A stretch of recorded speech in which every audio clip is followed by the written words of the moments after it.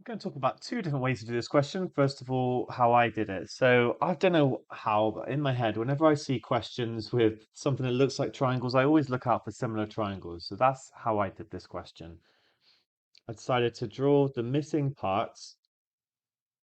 So here we go, and here. And I'll call these X. Remember, this is 13. So we can then do a similar thing up here, and every single rectangle is going to be 13 plus 2x. Remember, this, we're told that this one is 10. Now, here's where the similar triangles come in, because this triangle here is going to be a similar triangle to the x one. It's just it's like if this is one little part, then I've got one little part. This is going to be three little parts. So basically, the length is going to be three times as big in the horizontal direction. The angles will be the same. So it must be that the height is also three times as big.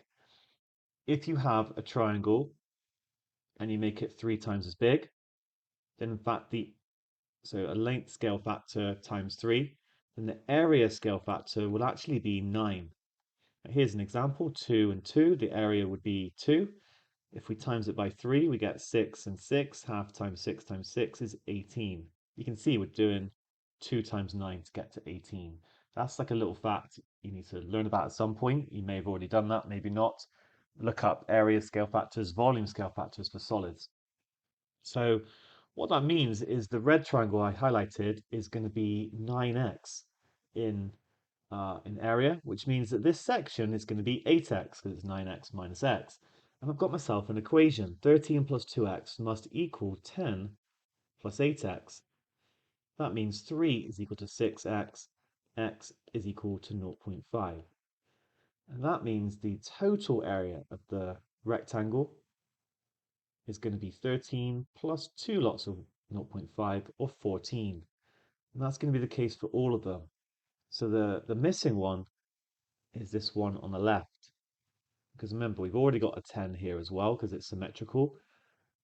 Okay, so now it's actually going to be 5 little parts. So it's going to be 5 times as big, which means the area is going to be 25 times as big. So the whole area of this green triangle is going to be 25x.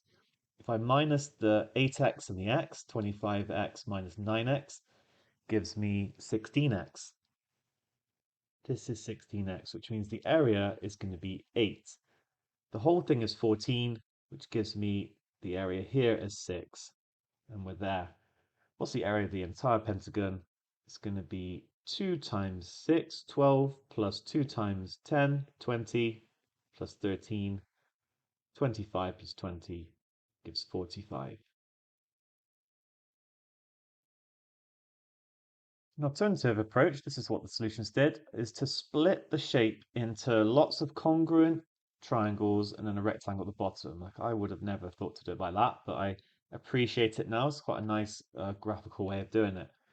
You have to sort of prove to yourself that you can do this, but then we can do not a very similar thing, but we can construct some equations. We'll end up in a minute at the same kind of position because this t here is actually the same as my triangle here that I labeled x.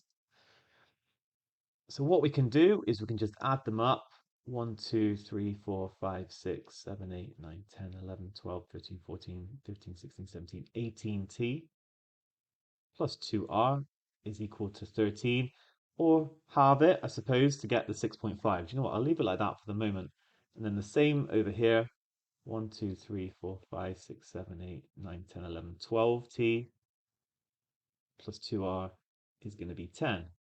Subtract them, simultaneous equations, 6t, quite like this because, yeah, it's maybe that topic that I talked about was a little bit further on and you might not have covered it. You probably covered simultaneous equations. T is 0.5, and then we're back where we were. We can then easily add this up, get our 6. We have to work out r as well, and then it will all follow from there. Nice question.